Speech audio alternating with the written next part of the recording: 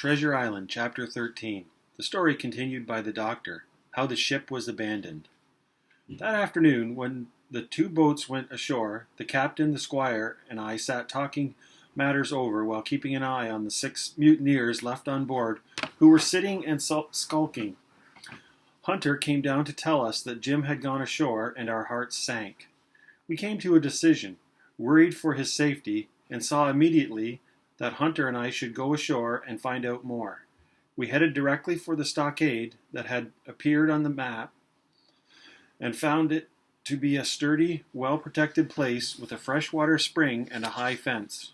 We thought it perfect for defense. With that, we heard the cry of a man dying and thought at once that it was Jim Hawkins, killed this time for sure.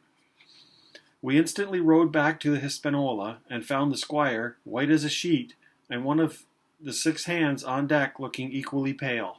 The captain told me he thought that one might come over to our side. We quickly put Redruth in the galley between the cabin and the forecastle with loaded muskets.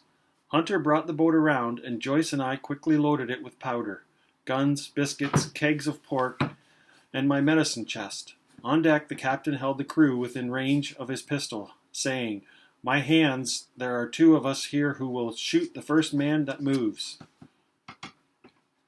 The crew was shocked but quickly went below decks, only to find Redruth waiting with his weapons. They came up again, but cowered under the captain's guns. By this time we had the boat loaded and made quickly for shore. We reached the stockade, and leaving Joyce as guard, quickly loaded in our wares without stopping. We then rowed back, exhausted, to the Hispaniola. Once more we loaded the boats with another round of cargo and got ready to set out for shore again. First, though, we took all the guns we could and dumped the rest overboard, watching them all sink to the clean, sandy bottom. We heard voices calling out from shore and knew that our time was up. Before loading everything into the boat, the captain called down to the men below decks. "I am speaking to you, Abraham Gray. I am leaving. I order you to follow your captain. I don't think you are like those other men. I give you 30 seconds to join me. Come at once. I am risking my life for you and the lives of my friends here." As soon as he finished, we heard a scuffle, and Gray appeared with a knife cut on his face and ran to the captain. With that, we jumped into our boat and headed out. We were clear of the ship, but not yet on shore. Now, as we came up to the shore, we found that our trip out this time was much slower.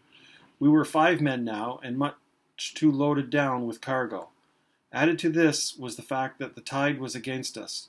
The boat could be swamped and all of us drowned. Suddenly the captain spoke. "The cannon!" he exclaimed. It was only then that we recalled the onboard cannon and its ammunition, clearly laid out on deck.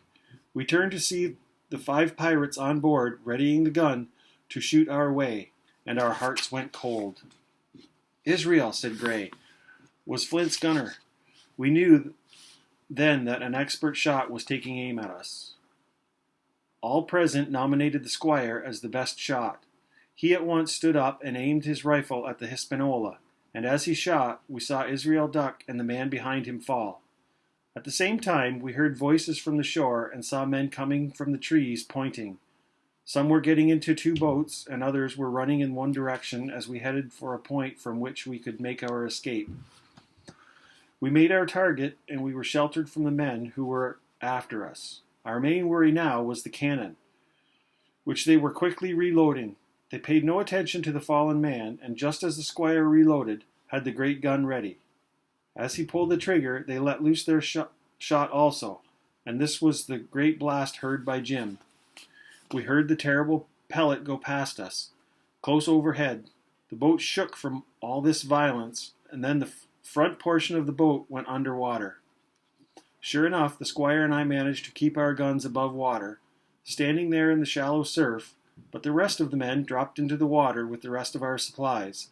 Their guns were ruined, and we now found we had only 2 left, and that all our provisions were gone. To add to our troubles, we heard voices coming near, and in such a crippled state, fearing being cut off from our home stockade. We waded ashore as fast as we could, the poor jolly boat sinking, and along with it half of our gunpowder and supplies. End of chapter 13.